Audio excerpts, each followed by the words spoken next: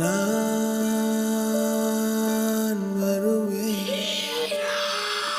மீண்டும் வருவேன், உன்னை நான் தொடர்வேன்,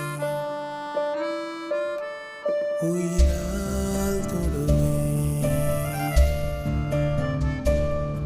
ஒரு பிள்ளை எழுதும் கிறுக்கல் தான் வாழ்க்கைய, அதில்